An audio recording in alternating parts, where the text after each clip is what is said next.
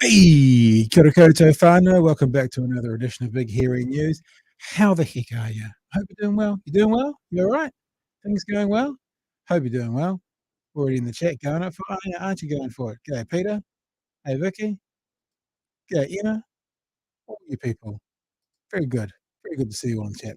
So, the most important part of the whole show is the setup.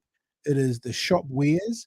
And because we had some trouble last night, I'm just going to very quietly bring something up underneath me to make me feel a little bit more chill and just to make sure you can hear my audio in the background. So, if you can confirm for me in the chat that you can hear this lovely music playing in the background, and now I'm going to fade it out so it's supposed to disappear because I have no co-host tonight, so I can't check my audio before we start because that's the kind of professional outfit we run. So, whilst you guys are confirming that audio for me, I will chuck up on the screen a big thanks to all of our beautiful and lovely patrons. Thank you so much for being a part of what we do. We genuinely appreciate what you do. We do not take it for granted. That $5 to whatever you pay is an absolutely generous gift, and it helps us keep the lights on. Even these lights, this light here helps us keep. Oh, it's going to be funny. Helps us keep this light on. Ooh. It's to try and hide the double chin. That's why it's down there. And if you want to be a part of what we do, if you enjoy what we do, then you can head to patreon.com/big hairy news. Right? Someone has affirmed that you can hear the audio, so we shall get into it. I got to tell you, I mean, we're going to get into the show, absolutely, but I got to tell you, very, very tiring week in the Brittenden household. We're trying to, in fact, maybe I'll play some of that chill music behind me as I tell my story.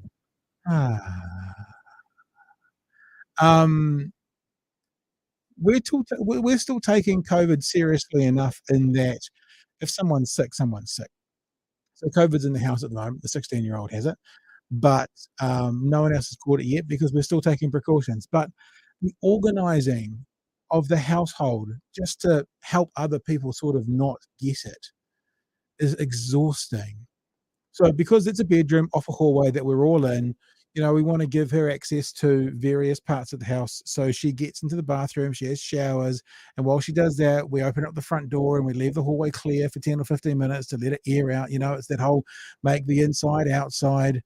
And then that happens 5 times a day. Then all of a sudden I realize that's taken up an hour and a half of my day, basically opening doors, waiting, and then closing doors. And I can't come downstairs because that's through the hallway. And it's just exhausting.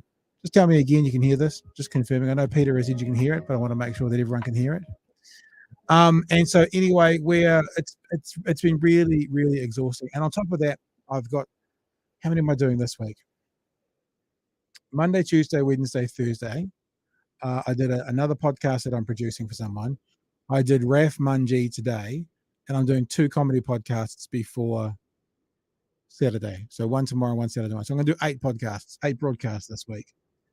So I'm it's a big week, you know, it's a big week. So I'm looking forward to being with you. I have to be honest. I had a family fun. Just somebody hasn't confirmed that yet. Yep. Oh, Kim saying yep. Good. Thank you. I'm just checking because I don't want to have to go through what we went through last night again. Yeah, a little bit is all it should be, Emma, because I've got it softly in the background, so I don't get booted off YouTube for playing something that doesn't belong to me, in theory. So yeah, 8 podcasts this week, 8 podcasts in 6 days, and it's a big week. So I don't feel like revved up tonight to go. Just being honest with you all, but I'm quite looking forward to it. So as I just said, got a chance to have a chat with the leader of TOP today, Raf Manji, and I'm going to play 2 of those clips tonight, just 2 3-minute clips. It'll be a bit of a preview to tomorrow night's show, but also because I had someone who is a local body politician, has been, but would like to be a politician. I asked him about a couple of issues that we're talking about tonight. I asked him about the National Party rewriting the curriculum. I asked him about Posie Parker. And so I'm just going to play those 2 little clips. It'll be a bit of content for tonight, but it'll also tell you a bit about what's coming up tomorrow night at 9 o'clock. Remember, Monday to Thursday, we live stream unless there's unforeseen circumstances. And then on Friday nights, we aim every Friday night to have a long form conversation from my other podcast, which is called The Department of Conversation. And that's what we have tomorrow night. We have the leader of the Opportunities Party on to have a bit of a chat. It was a really interesting chat. So you'll enjoy that tomorrow night. This time tomorrow night, that will be playing. All right. So what should we get into first? Let's get into our very, very, very good mate, Mr. Luxon, and the announcement he made today. Maybe we'll just do the actual story first. So this is the story of News Hub tonight for the big announcement. We talked about this last night, the announcement of the announcement. And that one today, then the announcement was finally made. We know a bit more about it. And this is what, I should probably now stop the music, shouldn't I? Hang on. There we go.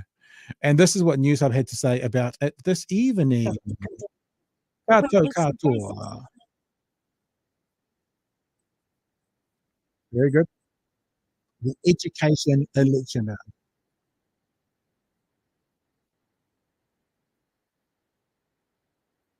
All right. Now we're going to stop already, and I'm sorry to get into this so very, very early. But the reason I wanted to stop, it's actually not to do with it's not like the Opportunities Party overload tonight. But in saying that, one of the members of the Opportunities Party, one of the MPs for you guys don't do this to me. How can there be no sound for that, but there was sound for other stuff? Good Lord. All right. So we're going to have to do this again. I'm sorry. We're going to get rid of that. And we're going to reload it up. And it's going to work this time. I'm just going to start doing this for now. And the problem is when I do this, sometimes then you get the echo. But we're going to do it. Where it is? There it is. There it is. There it is. We're back again. I have no idea as to why that did. No, we didn't miss anything because you're just doing a setup. But just an hour of maths, an hour of reading, and an hour of writing each day to be mandatory for primary and intermediate children. And I'm talking over it. I'm talking over it on purpose to make sure, in case there is no audio, that you can hear it. So, so this is one of the places I actually want to stop already. 1 hour of maths, 1 hour of reading, and 1 hour of writing. Now, one of the other MPs or proposed MPs or members of the Opportunities Party is Jessica Hammond. And credit where credit's due. I did think this afternoon as well, but Jessica has spelt this out very, very clearly. She says this, maybe I need more math education to understand how NZ National Party's education requirements add up. They want an average of 1 hour per day each of maths, reading, and writing. Right? Kids are in class for 4.5 hours a day, 6 hours for the whole school day, lunch minus interval. So that leaves 1.5 hours. So you got that? So primary school kids are in class for approximately 4.5 hours. And National wants an hour of maths, an hour of reading, an hour of writing every single day. So as Jessica says, that leaves 1.5 hours for PE, science, art, critical thinking, debate, history, languages, health, religious education in some schools, assembly, camp, field trips, athletics days, enrichment manual, SRE, I'm not sure what SRE is, etc., etc., etc., etc., etc. Very good point made by Jessica Hammond. And as I said, I'm not overloading us with the Opportunities Party tonight, but that popped up in my feed and I thought, yeah. So this is part of National's plan, an hour of maths, an hour of reading, an hour of writing every single day out of 4.5 hours. Okay, we continue. Children. It'll rewrite the curriculum, dictating what must be taught each year, but will create a resource bank so teachers can share lesson plans. And here's the bit teachers won't like. It wants to return to standardised tests twice a year. Just don't call them national standards. But to make up for the extra money... Why? But why not? See, if it is basically national standards, and if National doesn't want to call them national standards, is there a reason for that? Is it because they know that national standards failed, yet they're now wanting to implement a new plan that is basically the same as national standards? A rose but by any other name would still smell as sweet. National standards by any other name would still smell like shit, perhaps. It'll scrap teachers' registration fees at a cost of $10 million. Here's political reporter Where's Amelia that money Wade coming with from, how Mr. the Luxon? education sector graded the policy. Who let the dogs out? Who let an election policy out? The National Party did. How good was that? Christopher Luxon wants to take a red pen to the curriculum What do you think you've learned about Aunty Armadillo? and rewrite it. We're focused on making sure we teach the basics brilliantly. He wants to do that by telling teachers what to teach for every year group So you've got to read the story. and make sure reading, writing and maths are each taught for an hour each day. It's not about turning the whole thing upside down. It's making sure we build on what's there. We have had dropping learning results, and one of those things that has been causing that is the constant rejig of education. National wants to take schooling old school by testing kids twice a year. Do you guys want to be doing more tests? I don't think that's the answer that the reporter It's a bit expected. challenging, but it's a bit fun too. But the nationally standardised tests are not a synonym for the old national standards. How is that not national standards? Well, look, what we're doing here is we're making sure that we are focused on that each and every individualised child, we understand their progress against a really well-defined curriculum. What we're seeing does look a lot like national standards, just in a different jacket. Making sure that there is good, regular, robust, standardised progression assessment. National's plan I want to be a comedian. A comedian. would be funny. Now, just very quickly, to be a comedian. Now, I'm not suggesting that obviously reading and writing and math are not incredibly important, but if you're looking at a kid who maybe doesn't succeed in those areas, and this child has said they want to be a comedian. I don't know, they might also be brilliant at those three things, but if they're not, this kind of education system will leave them behind, without question. If it wasn't so damaging, says the Education Minister. I was in the sector when national standards were in place. The damage it did was just immeasurable. One of the things that we saw in national standards was that there was a tendency to teach to the test, but under the tool that we want to use, that won't be possible. But National says something must be done about falling education levels. At the moment is a very, very loose curriculum that's basically finger in the wind, deciding what they teach next week or tomorrow. And let me just tell you something very clearly. I know that some of you are aware that I've worked in the school sector for a while. I trained as a teacher, never really got into it, but there's the disrespect that comment is to teachers. Like the best thing for the education in the New Zealand sector was me not getting into it. But it was like, the Muldoon quote, when people leave Australia, it raises the IQ of both places. Me not getting into the teaching sector improved the sector and for both people, both cases. But to say that they're just going to plan what's happening next week is just utterly ridiculous. I've experienced teachers plan weeks, if not months out, terms out. It's just so disrespectful to teachers to basically go, oh, they're just doing it off the cuff. They just decide next week it's just such horseshit. And any of you who are or know teachers know it's horseshit. Education entering the election arena. Well, Amelia joins us now. Kia ora, Amelia. Why this Kia ora, policy and why Amelia. now? It is absolutely no coincidence that the Nats decided to launch an education policy in Upper Hutt. That is Chris Hipkins' beloved former portfolio in his beloved home turf.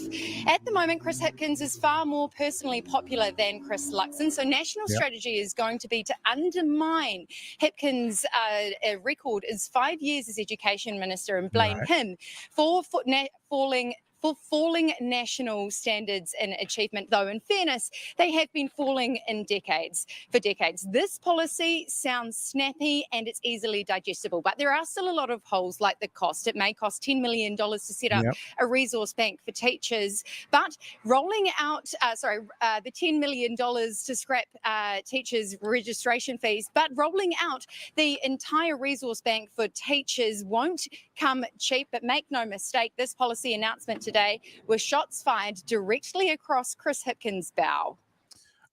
Maybe that's true, yeah. Maybe that's accurate that it was just not an attack, but a shots fired across the bow. But I do just wonder what it actually means. Now, much like a lot of the time, I'm a bit of a sadist, and I put myself through the pain so you don't have to. So I actually watched the, I think it's 23 minutes, the 23-minute message from Christopher Luxon. And I find it fascinating when you watch the actual politician make the speech, and then you watch the article that the news does in 3 minutes, and how little it represents that was said. I think the most important part of the speech came quite close to the start, and I'm going to play this for you. And don't panic, baby birds. I'm not gonna freak you out too much. I'm just looking for my notes. Oh, there they are. There. It's only 2 minutes of actual video, but he talks about the plan for National and what they're going to do. And I will stop it as we go through and highlight it to you. But how much still, this is a policy release here, how much this still doesn't tell anybody what they're going to do. And I'll give you an example. He talks about businesses will flourish, but he gives no details as to how. He talks about we're going to build a resilient infrastructure, but he gives no details as to how they're going to do it. He talks about better health and education. They do talk about education, that's what he's doing, but the health, no details. This is a massive announcement for National, a way that they can get some policies on the ground, the way that they can start talking about what they're going to do. And so much of this is no more than what we got last week or the other day when they make an announcement of an announcement. And they give no details. So I'm going to play you about 2 minutes of this. This is where he's talking about, Mr. Luxon is talking about what they're going to do to make New Zealand a better place, etc., etc. So in government, National's going to have 5 priorities. Five priorities. National will curb the rising cost of living. We have a 5-point plan to fight. Okay, number one is they're going to curb the cost of living. And mind you, no details how they're going to do it. Right, so he said number one is they're going to curb the cost of living. They've got a 5-point plan, but don't tell us at all how they're going to curb the cost of living. Drivers of inflation, and we're going to support Kiwis doing it tough. And as a good example, our recently announced Family Boost policy. I apologise if that's families that money earn up to $180,000 will be eligible for a $75 a week or $3,900 a year rebate on their childcare costs. And importantly, we'll pay for it by slashing Labor's wasteful spending on consultants. So the consultants in the room, I apologise, but just be prepared, your income's going down. And I'm sure you guys were with us. Was it last week that I found a bunch of the consultant spending? Yeah, they spend a lot on consultants, but also a lot of the consultant spends was around things like the COVID rollout, you know, and lots of things that were getting implemented that they needed specialists for. I'm not defending the cost that was spent, but it's a little bit different, and it's going to be very, very interesting to see National fix the country, make it the best place in the world to live, and spend not 1 cent on consultants from now on. I'm quite looking forward to that. Second thing that we're going to do is we're going to lift incomes for all. Because sounds good, yeah? Lift incomes for all. There's a bit of a National Party trope in this, though, to do with welfare and beneficiaries. It might surprise you. The first rung of lifting incomes, especially for those doing it tough, is to move people off welfare and into work. All of our businesses are crying out for workers. And yet under Labor, there are 50,000 more people now on a job seeker benefit than there were when National left office. And so our Welfare That Works policy that we announced last year will help young people find a job. But if you don't play ball, you're going to face sanctions on your benefit, because under National, personal responsibility will be back. Hello, 1990s National Party. You feeling it yet? You're off welfare. Interesting. I find that an interesting term to use as well. In New Zealand, we typically talk about benefit. He does say benefit. Welfare is a very much an American term, and some people kind of think it as a slightly more derogatory term than benefit. Maybe that's me projecting a little bit, but personal responsibility, get a job, break the rules, your benefit's going to be cut. There you go. Hello, National Party government. And we're also going to lift incomes by enabling our businesses to be able to flourish, because the more successful New Zealand's businesses Mr. Luxon, how so? the better the salaries and the wages and the incomes How are they going to flourish? and the opportunities that they can offer. 3, National's going to deliver resilient infrastructure for the future. Oh, good. Resilient infrastructure. Incredibly, How? Labor has not delivered a single major transport project from start to finish in almost 6 years in government. How? 4, National will restore law and order. We're going to give our police more powers to stop gangs gathering in public, make it harder for them to access guns, and also make it ban gang patches in public places. And we're going to introduce youth military academies in partnership with community organisations for serious repeat youth offenders. Why is the media not saying National's plan is to ban gang patches, to start boot camps, and to give police more power. Why wasn't that the headline? That's why I'm saying I think that some of the stuff from the start of this speech that he gave was actually the most important for the public to hear. Resilient infrastructure, no details. Businesses will flourish, no details. Curb the cost of living, no details. Banning gang patches, complete trope to his base. Never going to happen, can't happen. And we've had lots of ministers from the past joining us, from National Party saying not going to work, can't work, just basically a call to action within the media. It's a good headline. That's about it. Chester Burrows, may he rest in peace, was the man who told us all about this. And 5, National's going to provide better health and, importantly, education services. New Zealand can be world leading, and there is no subject on which I'm more passionate or that motivates me more than education. And that's what I want to spend the time talking to you about today. So that was pretty much the end of it. Something else that he said, and look, if we're going to end up doing a, sounds very immature of me, and I know that I should be more responsible, but if when the debates come, we end up doing a bit of a drinking game, I've got another one because it came out today. When he talks about education, it's not about left or right. So I'm not showing you my phone. I was just lifting it off my piece of paper. I'll put my phone down. He's been saying today, it's not about left or right. It's not about left or right. Mr. Luxon, who's just talked about welfare reform, banning gang patches, giving police more power, getting people off welfare. But the education is not about left or right. It's not about left or right. So that'll be one of their new the sayings over the next few while. They'll test it and see if it's liked. And then remember the squeezed middle from last year? See how that's disappeared? Notice how that's disappeared? So I thought that was one of the more important things to hear. Actually, there's still a whole bunch of rhetoric and not a lot of power, and not a lot of words, not a lot of message in there as well. I wanted to replay something for you from last night, because I talked to Pat Newman about this, and if those of you who were with us last night would have seen this. He's a pretty impressive principal from Northland. He's a president of the Principals Foundation. I asked him about this. He was talking about this yesterday, so this is before it was announced, and this is what he had to say about a really important part. Oh, well, my camera's gone. I'll fix that in a second. A really important part, which was he believes that this is a direct result of the last time National wanted to make a really, really big change by bringing in national standards, which is apparently like Voldemort at the moment. It's the word that must not be mentioned. So let's have a listen to what he said last night in a couple of minutes from the show. Ask you this question, Pat. I'm going to stop partway through because you brought up something. I remember when I was working in radio writing blog posts about national standards. National standards came in under the national government.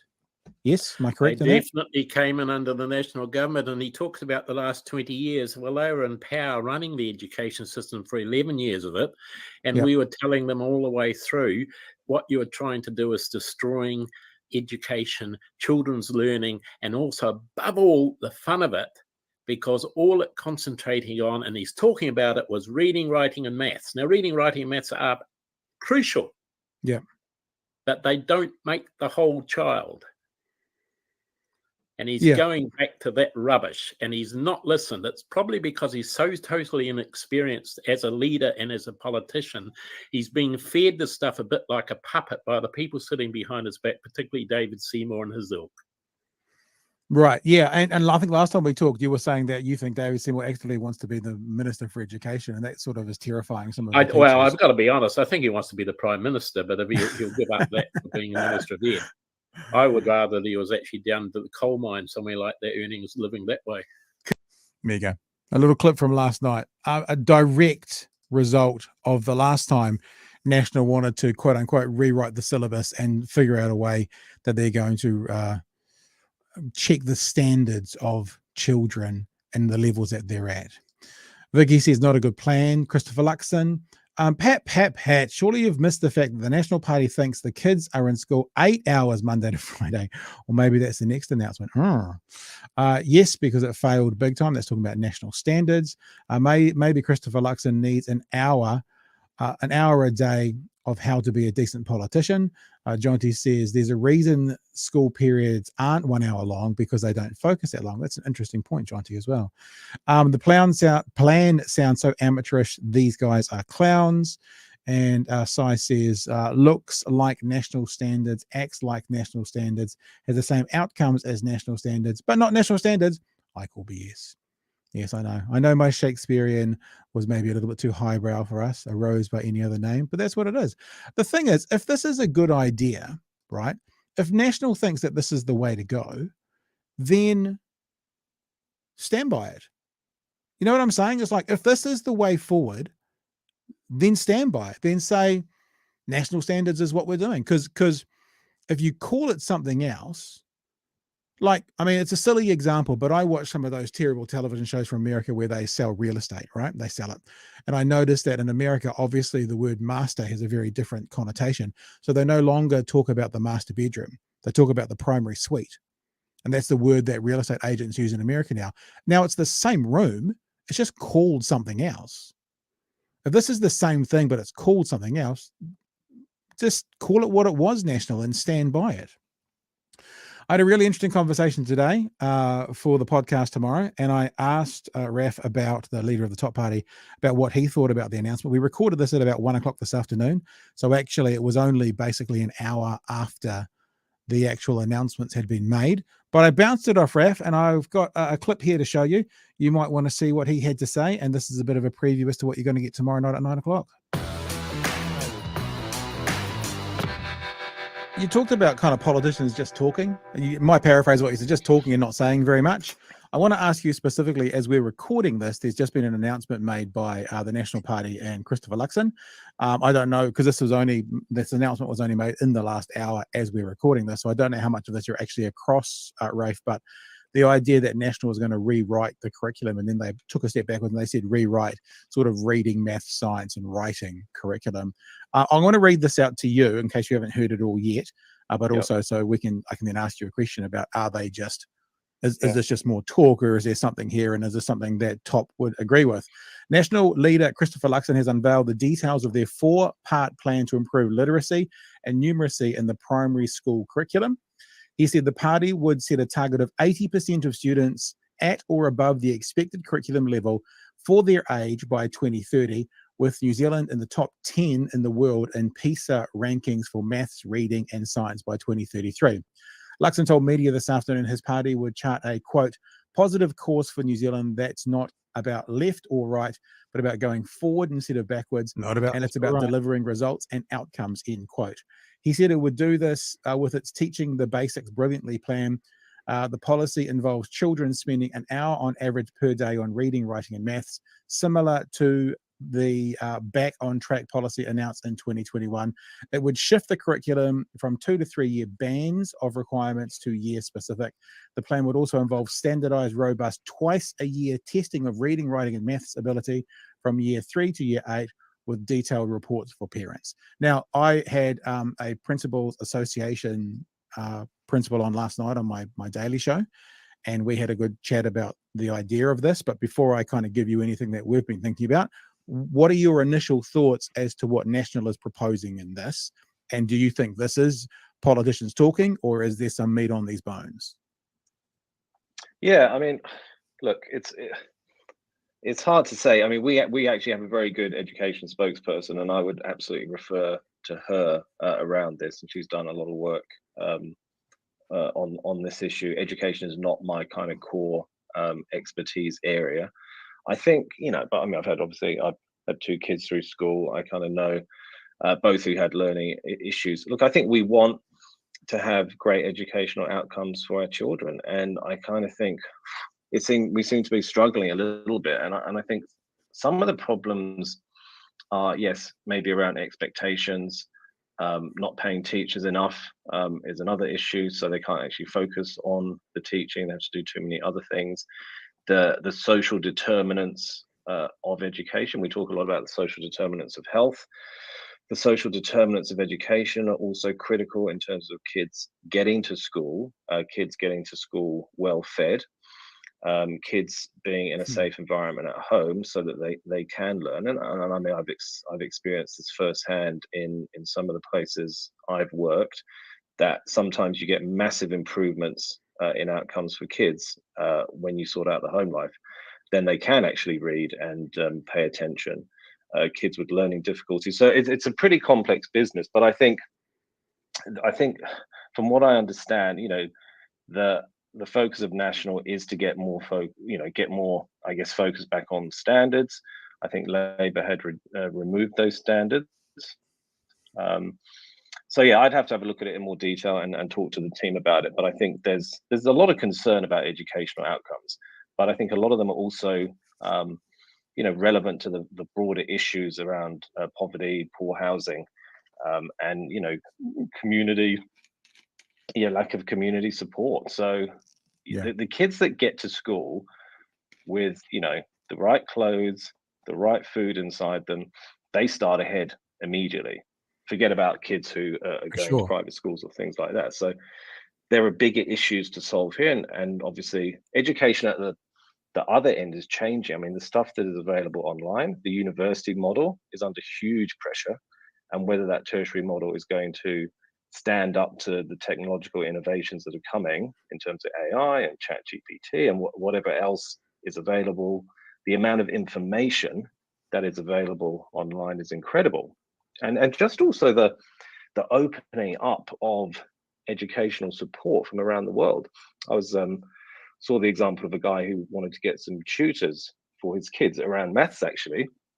Right. And he was able to hire a PhD mathematician from, I think, Pakistan for $4 an hour to tutor his kids. Yeah, because this is the online gig economy. You can pretty much get, and what it does, so it's a win for the person coming from a country where their pay is very poor, and it's a win because you're getting a kind of basically PhD lecturer in maths to tutor your kids, which is probably overkill a little bit. But this is there are a lot of other challenges here, and I think there's a lot of issues to fix. And if you think about school, is where a lot of our children spend a lot of their time during the day, and the impact of home life on that and the relationship with school is pretty critical. I think we all want good outcomes for our kids, and we should be able to sit down and kind of talk about what is the best way to deliver that. And obviously I'll have a closer look at the national policy, but there's definitely some concern out there. Right, definitely some concern out there. And to be honest with you, I don't know too much about TOP. And the reason I asked Raf to come on was something I said earlier in the week, and one of you guys actually sort of challenged me in the chat, and that's the reason he's on. When we were talking about the poll numbers, and I went, don't need to talk about TOP. They're not gonna be there. And then someone in the chat, you know who you are, said, what if he wins Elam, have you pronounced it? And I was like, well, maybe I should actually do a bit more looking into this. And there was a lot that he said. Like, I don't know if you remember our conversation last night or yesterday, depending on how you're listening to this. The things that we pulled out were full tummies, smaller classes, better paid teachers, and a safe, secure, stable home life. And Raf just listed off 3 of those. He didn't say smaller classrooms, but he listed off all the other ones as, better ways for a child to be a successful student. So yeah, it was an interesting chat. Right, let's have a look at some of the messages that have been coming in. Man, I would love it if Luxon just said something like, we want to improve education for kids, so we are addressing child poverty. I think that's exactly the point we were making, Kim, yesterday, that there is part of the speech, and I'm not playing it, so part of the speech, Luxon talked about how he had such a good education in the state sector. And I just wanted someone to say, was your home life stable? Was your, did you have food in your tummy? Because all these things put you straight away. I should find it and play it. There's a really interesting, maybe I'll try and find it. Maybe when I play another video, I'll try and find it. There's a really interesting social experiment where they get a bunch of people lined up on a line, and it's a way of describing advantage, or privilege, maybe. And they say, take a step forward if you come from a 2-home family. Take a step forward if you X. And then they do all these things, and it's a way of describing and showing really clearly. And this is all based on research. This is not some airy-fairy sort of, like a 2-income, 2-parent family sort of thing. The research shows is an advantage for the children when it comes to education or whatever.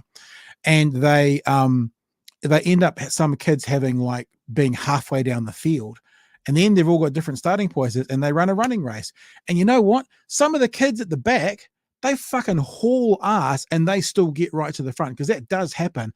But in general, the ones up the front are also the ones that finish first, you know, in the top 10. And they have this big advantage on the field. And how much harder it is for those who are back on the starting line still, who haven't had those advantages, to get to the finish line first. They can still get to the finish line, and then of course you think about that for you. If you're in a running race and someone had a 50-meter head start, you're probably like, oh, what's the point? Nah, what's the point? You know, I'm never going to be able to beat them. They've got such a big head start. I just won't bother. I'll do other things. You know, it just flows on and on and on. I'll try and find it. In fact, maybe because I'm such an unprofessional broadcaster, maybe I'll just look for it right now while I'm talking to you. You guys talk amongst yourselves. How will I look it up? Advantages on a field. Running. Terrible thing. Maybe one of you guys can find. I can see 2 or 3 of you have seen it, and you can put it in the chat, and then I'll pick it up from there. That might be an easier way to do it. No, I didn't find it with that ridiculous search, so we'll come back to it. But yeah, the actual physical example and the showing of how some people get an advantage in life, and for those people, it's closer to the finish line. Many of them finish first at the finish line because of the advantages they've been given. So when Mr. Luxon stands up and he talks about the education system he got, and he talks about his grandfather, you know, teaching him about history, I'm like, fantastic for you. Great advantage you had to get to the end of that run so well. Others didn't. The system that they're talking about setting up is a system that those with advantage, whatever that is, and I'm not even talking about race, but often, you know, people with more melanin in their skin are down the bottom of the advantage ladder. But people with advantage in their life are the ones who are more likely to succeed in the kind of education system that Mr. Luxon is talking about. Okay, let's move on. And while I've got a couple other videos to play, while I'll play them, I'll try and find that other clip, even though I'm not prepared to play it. If you can find it for me, and you put it in the chat, I'll just take it off that and use the thing, and I will check it before I play it, because you tricksters out there might put something dodgy in there. Here's something really interesting. Looking at the Posie Parker situation, Immigration Minister's failure to act challenged in High Court by rainbow organisations. This is on Auckland Pride's website. The rainbow community is taking Immigration Minister Michael Wood to court over the Posie Parker case. A number of rainbow groups are taking Immigration Minister Michael Wood to court over the decision not to block anti-transgender activist Posie Parker's travel into New Zealand. Immigration New Zealand said on Wednesday the threshold had not been met to allow Parker to be excluded under the Immigration Act. General Manager Richard Owen said her travel to New Zealand for speaking events was reviewed this week after issues at events she held in Australia in the weekend. Neo-Nazis attended an event in Melbourne. Let me say something really clear. I don't think neo-Nazis attending the event is reason to block her, because you can't stop people coming. If that was a reason to block her, then what you'd just do is have the most abhorrent people who oppose you come up to your rallies, so you wouldn't be able to go to the next place. The reason for potentially blocking her was the public disorder, and there's no question that was the situation. Now, I'm not even suggesting to you that you agree that she should be blocked or shouldn't, but the reason that immigration could have blocked her was the threat to public order, which I believe is what the exact wording of the situation was. Now, that included having neo-Nazis there, but it wasn't, people keep, because it's a good headline, you know, talking about the neo-Nazis, that just them being there would never have been enough, because, you know, you can't control who turns up. But the public order that was disturbed and the violence that ensued from it, absolutely a reason that they could have gone the other way. In a statement on Thursday evening, human rights organisations Gender Minorities Aotearoa, InsideOUT Kōaro, I believe, and Auckland Pride said they had filed for judicial review in the High Court. The facts in this case are clear, and the minister's failure to act is putting our communities in danger, says Ahi Wihongi, Executive Director of Gender Minorities Aotearoa, as the spokesperson for the group. We are not opposing freedom of speech. We are opposing the measurable threat to public order and the safety of transgender people. In addition to the judicial review, the groups are seeking an interim order to prevent her from entering the country until the judicial review can take place. Wood had no comment on this on Thursday. Managing Director of InsideOUT Kōaro, Tabby Besley, said there is no place for transphobia in Aotearoa. There is no public interest in the abhorrent views espoused by Keen-Minshull. You know where I stand on this. Now I'm supportive, but that's a factually incorrect statement. And unfortunately, there is public interest. Executive Director of Auckland Pride, Max Tweedy, said we are determined to challenge this decision in order to protect the well-being and safety of our trans, non-binary and takatapu communities in Aotearoa. Outline Aotearoa and Rainbow Youth said they were also in support of the action to prevent Keen-Minshull from entering the country. As an organisation supporting the mental health of rainbow communities across Aotearoa, we are concerned for the immediate safety of trans people, as well as the longer-term impacts of the stress, fear, anxiety her visit will cause many of our trans and non-binary whānau, said Outline Aotearoa Chief Executive Claire Black. Rainbow Youth Executive Director Pooja Subramanian said now is the time to lead by example, that trans and gender diverse young people deserve protection from systems that are meant to support them, and we are calling on the Minister to enact that. Gender Minorities Aotearoa, InsideOUT Kōaro and Auckland Pride said they will update their websites and social media as the case progresses. They're encouraging people affected to take care of each other, to take time to focus on well-being and to reach out for support. We are aware of protests being organised in Auckland, Wellington and Christchurch and encourage allies to go along and support the trans community at these. We are also asking allies to support this case through donations towards legal costs, such as filing fees, Wee Hongi said. While we expect our costs will be minimum, there will always be a risk of escalation and taking the legal case, and every penny helps. So that's the situation that they've said right now. And I know you're going, the chat's going bananas, but you appreciate I'm here by myself tonight and I'm looking over here at something else, and I don't have all the time in the world to check them. I will go through and check some of those as we keep going. I want to show you another short clip. It's only 2 minutes, I believe, 3 minutes from the conversation that's going to be up tomorrow night. I talked to the leader of the Opportunities Party about Posie Parker, but then I also wanted to delve a bit deeper into who TOP are. And I specifically asked the question around hate speech versus free speech. Where does TOP sit on that? It was a very interesting overall conversation. And when I first started talking to Raf, I basically said to him, tell me about you. Tell me about you, who you are, what you're about. And like working with refugees, working for Amnesty International, a lot of his CV sounds very much like, one of us lunatic lefties. Let's be honest. He's also worked in the banking sector and the financial situation. So it's one of those situations where he in particular may be very socially liberal, my words, not his, and more fiscally conservative, but not like national fiscally conservative. You'll have to watch tomorrow night to get the full gist of it. So I don't know much about them, and I kind of wanted to know more. So I I asked him, where does TOP stand on this? Like, it's clear that National are all boots in with hate speech being available as free speech, and I kind of wanted to know where TOP was. So that was a question I asked him. It's only a 3-minute clip, and this is the answer he gave me for that. So here's a question for you, more based around, because we're here to talk about TOP as well, more based around TOP. Yeah. If this is our political compass again that we talked about, and you've put yourself certainly on the libertarian side of it, what is the TOP policy or position around sort of free speech versus hate speech? Obviously, the more libertarian someone goes, and you have it, and you put yourself, people listening to the audio podcast, maybe a third of the way down the chart. So there's a long way to go to being an absolutist libertarian. Oh yeah, but libertarian would mean more freedom. Where do you guys sit on a policy type issue or an ideological type issue of giving people as much free speech as they want versus drawing a line in hate speech? How does TOP, not you personally, but TOP approach that?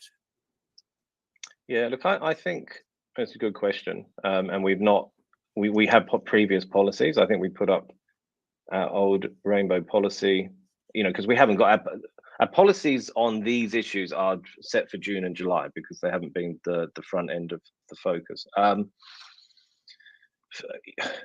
Again, with the 15th of March issue, I've been a little bit involved in that. So that probably needs some background as well. When the Christchurch massacre happened, Raf is from a Muslim background. He doesn't claim to be a practicing Muslim now, but he was born in the UK and Muslim parents, Muslim family, so he knows the community. So he was quite heavily involved after that happened with the community, and he was a Christchurch councillor, maybe at the time, maybe it just finished, but just that's the background to that comment. And had spent time looking at, essentially the 5 acts that can be relied upon to deal with hate speech and incitement to violence. And I've been through the process with NetSafe and with the police around this, and whether we should bring a criminal case against, a person, etc., etc. And in the end, we decided not to. It's one of the issues around the current acts, and I think this was in the Royal Commission report, and this is why the community here is a bit disappointed, is that it's clear that the police is not prosecuting, but the police could prosecute. So there are, issues within the prosecution service. There are resourcing issues for the police, and that needs to be dealt with. For me, it's, there are people out there who, hold distasteful views. The incitement to violence is the critical one for me. And when I look at the Melbourne, was it Melbourne or Melbourne followed by Hobart. Yeah, the potential for violence is high. We've been through this parliamentary protest, and we have to find a way to have people allowed to talk about their particular rights, and then actually, do those rights clash? And can we then find a position where people's rights are met without, denigrating the rights of someone else? I mean, so that there are specialists who can deal with these rights conversations and the issues around women's rights, the issues around trans rights. We want everyone to be able to live their life, be who they want, be able to express themselves in their fullness. And if it's not harming anyone else, then, there's nothing to worry about. And I don't think there is anything to worry about. But we have a right-wing fed conspiracy system, which started quite a while ago and percolates everything. And the worry for me around the upcoming election and the role of disinformation and misinformation is a huge issue, because you can't control it. There you go. So that was his response. Maybe some of you haven't. I mean, like, I'm someone who hasn't heard much about TOP before and don't know too much about them, but I'm interested to know just a couple of comments. And as I said, the full, actually, if you want to listen to the audio podcast will be ready for you to go to work tomorrow morning. I upload the audio podcast at 5 a.m. So that'll be live at 5 a.m. and that's on basically Spotify and Apple Podcasts. And the video version of it will be up tomorrow night at 9 p.m. So this time you'll be able to watch that instead of watching this. A couple of comments that have been coming so far, not to get too far behind. She encourages the neo-Nazis, though, by maybe the way she speaks and acts. This is talking about Posie Parker. Have to be of good character. I wish she was coming to Christchurch so I could be involved in some public disorder. Yeah, I kind of feel a bit the same, Finn. It's a bit like I guess I should be careful, because if anyone was convicted enough, they could get themselves anywhere in the country. But I would certainly be there if it was more local. Be there and I'm actually thinking about live streaming. I'm doing a podcast with a comedian on Saturday morning. I'm not sure what time that's going to be, but I'm actually thinking about getting online and opening up TikTok and opening up YouTube and maybe just seeing who's out there live streaming it, and sort of being a place to bring all those live streams together and show them and play them. So I'm thinking about doing that. Maybe Sunday afternoon at 1:30 it'll be easier, because I've got a podcast on Saturday morning. We'll see what happens. Craig says the trick is to be careful not to be racist when you're crushing the vulnerable amongst us under jackboot policies. And then Rose says, therefore, that ministers should be indemnified by the Crown for any actions taken against them for things done or decisions made in the course of their ministerial duties. So there you go. Now, the other thing I wanted to just bring up quite quickly was last night we had a bunch of conversation, well, I had, about, all these politicians, especially right-wing politicians condemning the words of Posie Parker, but saying, but we defend her right for free speech. And I'll say again, if that's your position and you're sitting in Parliament on the right of politics, I challenge you to be at the counter-protest. If you actually condemn her words and you're just going to stand up for her right to speak, then you should be at one of the counter-protests. I don't care if it's Christopher Luxon or if it's the backbencher that none of us would know walking down the street. If you condemn her and condemn her message, then show us by being at the counter-protest. It's easy to say it, show us.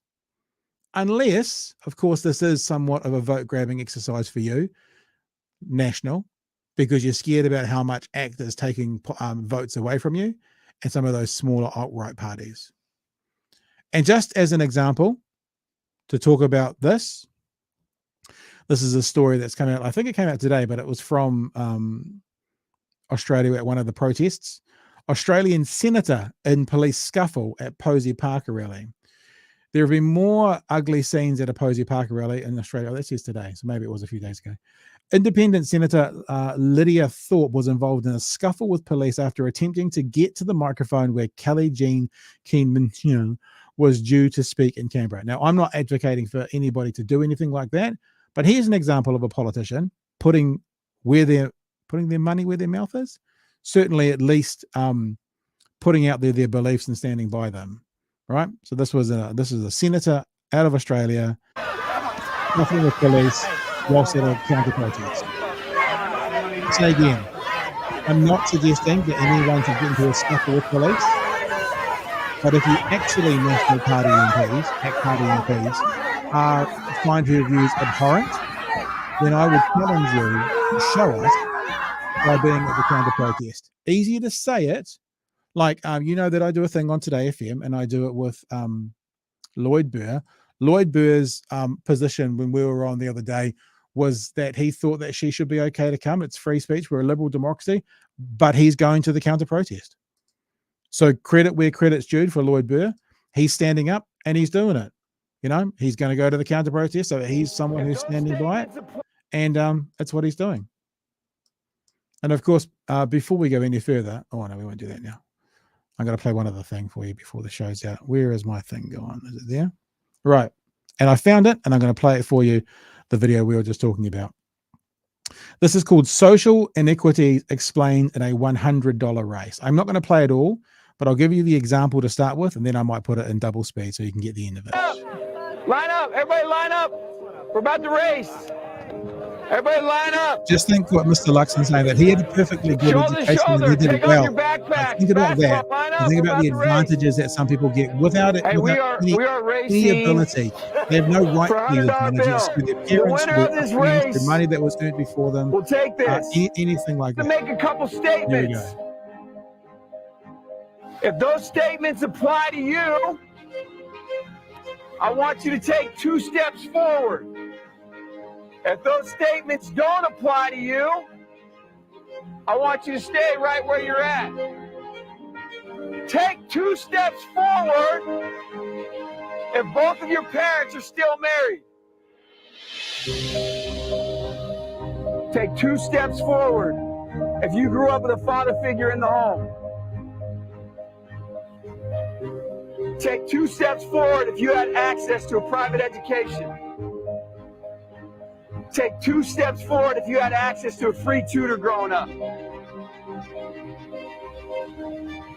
Take 2 steps forward if you've never had to worry about your cell phone being shut off. I know I don't need to explain this to you, but because you're watching it. If you're not watching it and you're listening to this podcast, go onto YouTube and find it if you haven't seen this video. Just notice the color of the kids who are standing in the background who don't have these advantages versus the color of the kids who are going forward and getting all the advantages. Just I know you've seen it, but you know. Take 2 steps forward if you've never had to help mom or dad with the bills. Take 2 steps forward if it wasn't because of your athletic ability, You don't have to pay for college. Take 2 steps forward if you never wondered where your next meal was going to come from. I want you guys up here in the front just to turn around and look. Every statement I've made has nothing to do with anything any of you have done. Has nothing to do with decisions you've made. Everything I have said has nothing to do with what you've done. We all know these people up here have a better opportunity to win this $100. Does that mean these people back here can't race? No. We would be foolish to not realize we've been given more opportunity. We don't want to recognize that we've been given a head start. But the reality is we have. Now, there's no excuse. They still got to run their race. You still got to run your race. But whoever wins this $100, I think it'd be extremely foolish of you not to utilize that and learn more about somebody else's story. Because the reality is, if this was a fair race and everybody was back on that line, I guarantee you some of these black dudes would smoke all of you. And it's only because you have this big of a head start that you're possibly going to win this race called life. That is a picture of life, ladies and gentlemen.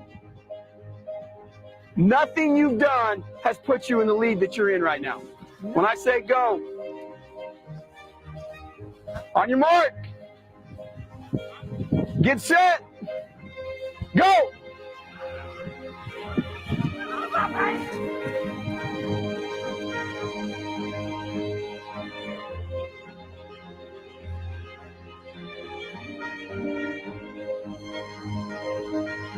If you didn't learn anything from this activity, you're a fool.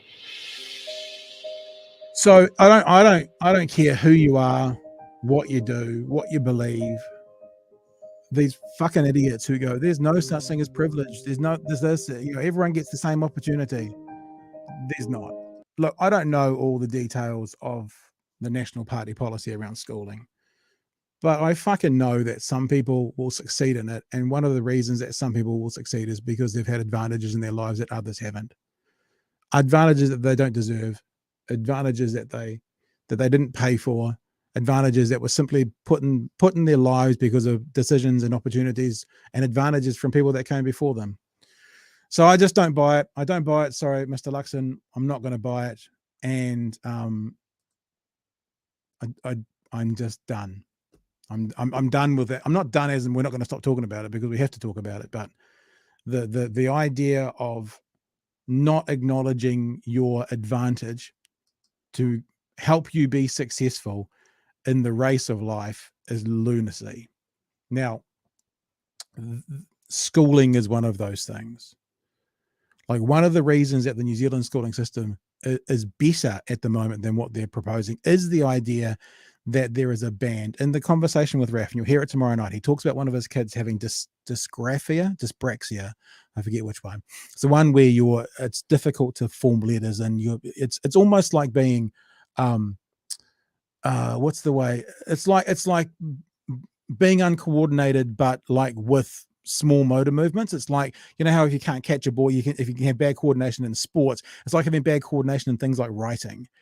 And so to tell that kid, and I'm not speaking on behalf of Raf, but to tell that kid that they now need to have their writing done in year 2 or they're going to fail is going to do nothing but cause problems for that kid. However, the kid who is more academically minded and the kid who is going to get it and get a tick on that year is going to get that tick anyway. It's actually the reason for these bans is actually for the kids who struggle more, not for the kids who get it. And the kids who get it are the ones who are going to succeed under this new proposed system. All right, team. Okay. Thank you very much to our patrons. We are very, very, very grateful that you guys have been on board. Make sure you follow me on Twitter. As I said, I haven't made this decision yet, but I'm thinking about doing some live streaming during one, if not both, of the rallies this weekend.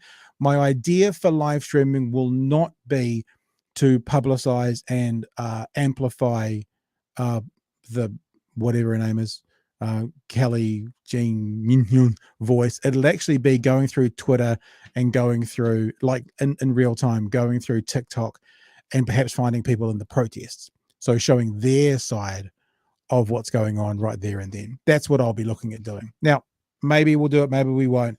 But make sure that you absolutely follow me on Twitter, because if we do go live stream, it'll come up as a Twitter option. And if you're not already following us on YouTube, I'd appreciate that as well, because then you'll get notified. And ring that bell. Is that what the kids say? Ring that bell. If you want to get involved, if you want to support what we're doing, then you can head to patreon.com/Big Hairy News. Gareth, I hope that we see you. I'll say again, it's an idea floating at the moment, and I'm thinking about doing it for those of us who can't be there. But I've got a couple of other things on this weekend, and I'll just see if the likely scenario is I probably could do Sunday afternoon. And look, actually, speaking of, I can see some of you talking about you going to Wellington. Message me, and I might send you a link to the live stream, and then you can get on your phone and do like we're doing now and get on and do a little report for us as well. So I can scroll through what's going on in TikTok and those sorts of things. Or if you guys are going to be in Wellington, if you're watching this right now and you're going to be in Wellington at the protest, the only reason I'm saying Wellington and not Auckland is I'm more sure that I'm free on Sunday afternoon. Message me on Twitter, tell me you're going to be in Wellington, and I might just send you the link. If it happens, I might just send you the link. And it's the link to this show. So anytime a guest joins the show, they get the link. So it's not the YouTube link; it's the link to actually come into this platform. And then from the actual event, you can log in, come and say hi, and you can be our roving reporter. So there you go. If you're going to be in Wellington, if you're going to be at the protest, whether you're watching this as a live stream or you're picking this up on demand later on, message me on Twitter @PatBrittenden. Tell me you're going to be there. And maybe we'll try and connect with a couple of you if we do the live stream and get a bit of a report of what's happening on the actual ground. Cool? Cool. Patreon.com/Big Hairy News. I expect we'll be seeing Chewy back with us on Monday. And we'll get a report from him as to his whole week of Dunedin Fringe Festival, I'm sure. And other than that, guys, if you're going to go to one of these protests, be safe. I don't want to encourage anybody to do anything dangerous or irresponsible with your own safety. I do see sometimes people jumping up on stage and trying to grab microphones and trying to disrupt. I would never, ever, ever, ever suggest doing that. I think the best thing that can happen now is actually as much noise as possible, as loud as possible. I've seen a couple of videos of Posie Parker getting pretty grumpy at people making noise at I think it was at the Hobart event. Because just remember, we did this last night. Nothing better, my friends, than this.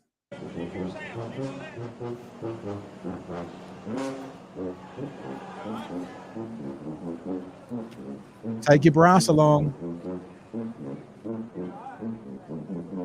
Absolutely perfect.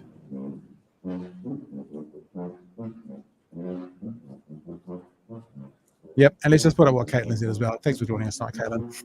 This is what I'm saying. There's no need to get violent. There's no need to actually cause public disorder. That guy deserves a medal. Go that there, guy deserves a drown them statue. out, That make is noise. fucking brilliant. Don't let the words be spoken the out. woman who's recording Protest, too. it's She's your like, right. yeah, If, and I'll say if, yeah. it's her I mean, right it to was be stupid here. without the sousaphone Your music. right to Once you put fucking the make sousaphone noise. in there, oh my God, there it's as well. flawless. And look, I'll hopefully absolutely be joining No, you look, in all seriousness, on a live stream. I love this guy. Probably not Sunday just because he afternoon. We'll did see what it, happens but also Saturday keep in morning. mind, And if you're going to from be the in Wellington, outside here, connect we with can me. just look and Maybe we'll laugh and say connect, these are and comical fucking we'll get you on the show douchebag live idiots. to tell us what's going But the on. reality is that All some right, of these team. guys are All the dangerous. best. Stay safe. Okay? If I you're mean, at the if you're a protest, neo-Confederate, stay if you're a safe. KKK Stay safe member, and they do your are, by the way, back here KKK on guys. Monday night for another edition of Big Hairy It News. does take a Stay pair of safe. balls Be well, to and we make will them see look you when we see that you. stupid and embarrass them Hooroo. that much in the open.